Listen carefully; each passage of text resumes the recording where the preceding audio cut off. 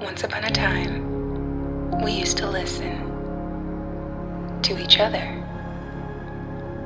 Our pain, our joy, our fears, our hopes, and most importantly, our dreams. But somewhere along the way, we got lost and we forgot how to listen. But don't you worry. These stories will have an impact that will help guide you back. Because this is the Rayless Reverie.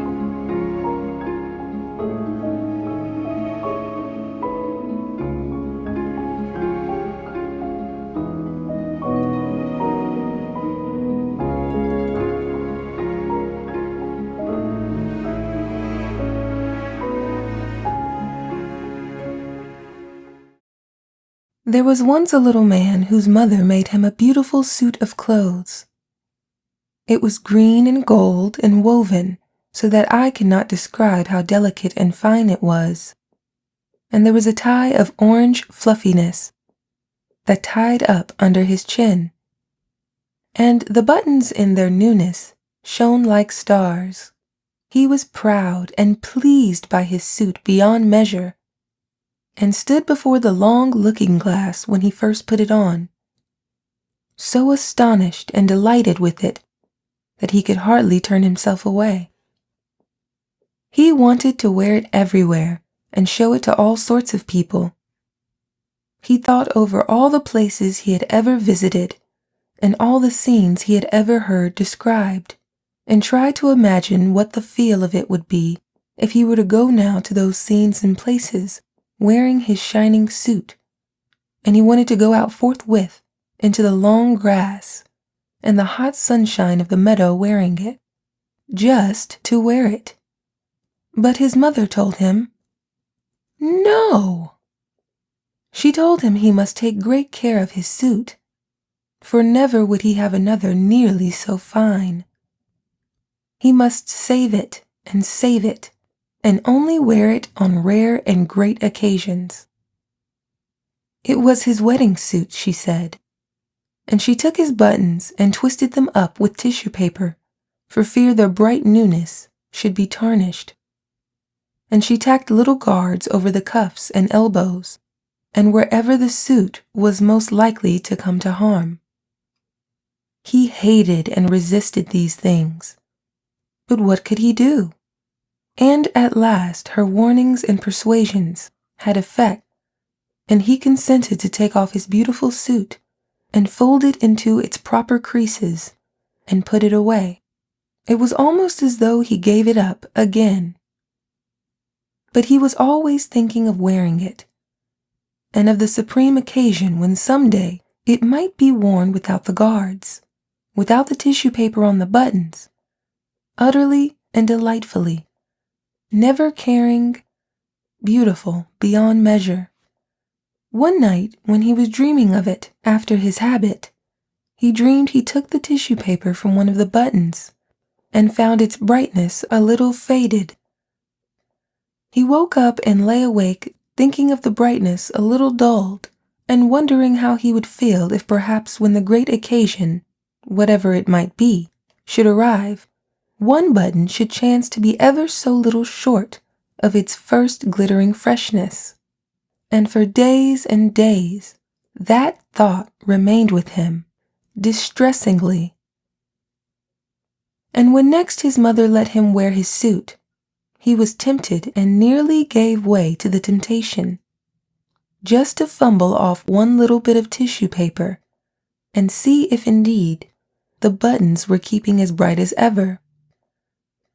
He went trimly along on his way to church, full of this wild desire.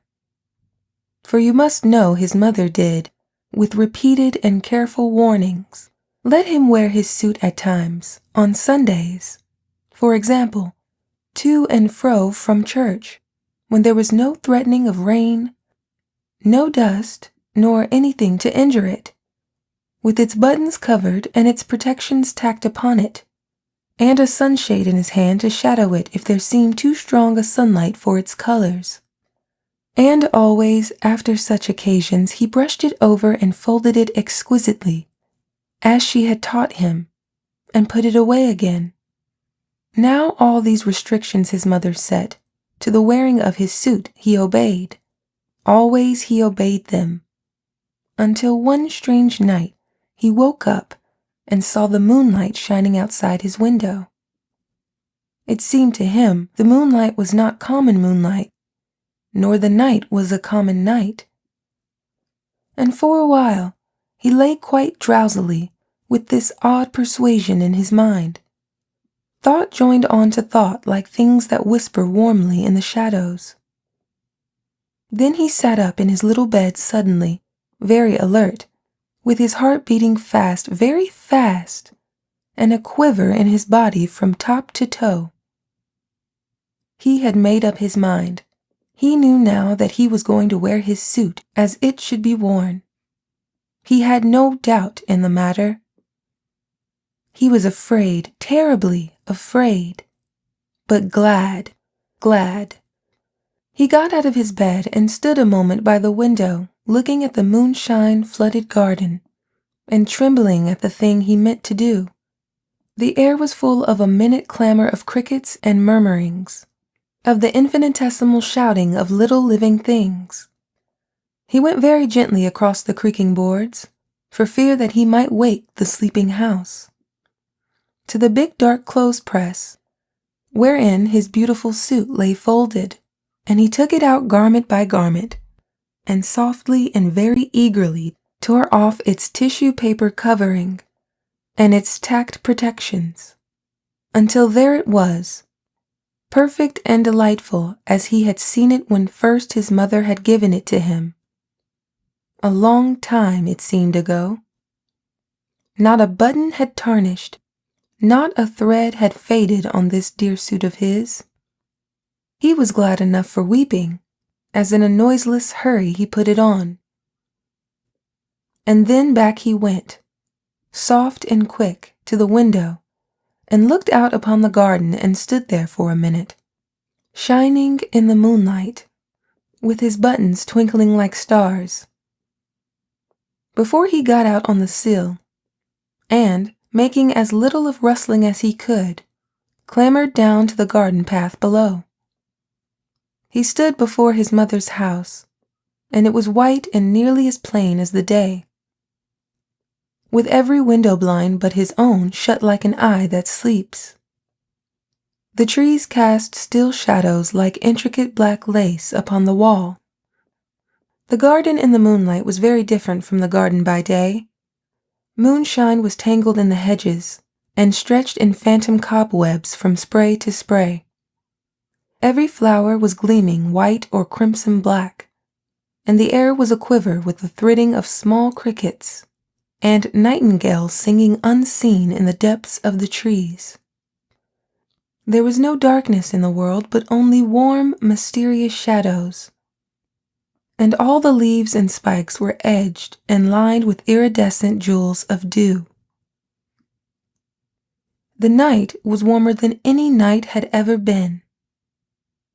The heavens by some miracle at once, vaster and nearer, and spite of the great ivory-tinted moon that ruled the world, the sky was full of stars. The little man did not shout, nor sing for all his infinite gladness. He stood for a time like one awe-stricken, and then, with a queer small cry, holding out his arms, he ran out as if he would embrace at once the whole warm round immensity of the world.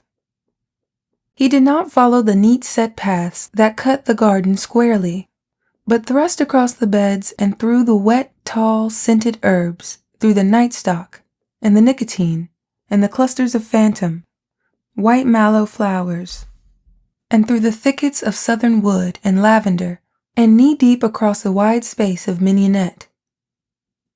He came to the great hedge, and he thrust his way through it, and though the thorns of the brambles scored him deeply, and tore threads from his wonderful suit, and though burrs and goosegrass and havers caught and clung to him, he did not care. He did not care. for he knew it was all part of the wearing for which he had longed. "I am glad I put on my suit," he said. "I am glad I wore my suit." Beyond the hedge he came to the duck pond, or at least to what was the duck pond by day.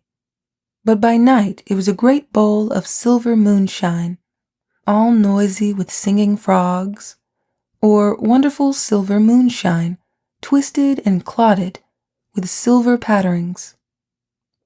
And the little man ran down into its waters, between the thin black rushes, knee-deep and waist-deep and to his shoulders, smiting the water to black, and shining wavelets with either hand. He waited until he swam, and so he crossed the pond and came out upon the other side, trailing, as it seemed to him, not duckweed, but very silver in long, clinging, dripping masses. And up he went through the transfigured tangles of the willow herb, and the uncut seeding grass of the farther bank. And so he came glad and breathless into the high road. "I am glad," he said, "beyond measure, that I had clothes that fitted this occasion." The high road ran straight as an arrow flies, straight into the deep blue pit of sky beneath the moon. A white and shining road between the singing nightingales, and along it he went, running now and leaping, and now walking and rejoicing, in the clothes his mother had made him with tireless, loving hands. The road was deep in dust, but that for him was only soft whiteness, and as he went, a great dim moth came fluttering round his wet and shimmering and hastening figure. At first he did not heed the moth, and then he waved his hands at it, and made a sort of dance with it, as it circled round his head. "Soft moth," he cried, "dear moth, and wonderful night of the world. Do you think my clothes are beautiful, dear moth, as beautiful as your scales and all this silver vesture of the earth and sky?" And the moth circled closer and closer until at last its velvet wings just brushed his lips. And next morning they found him dead with his neck broken in the bottom of the stone pit, with his beautiful clothes a little bloody, and foul, and stained with duckweed from the pond.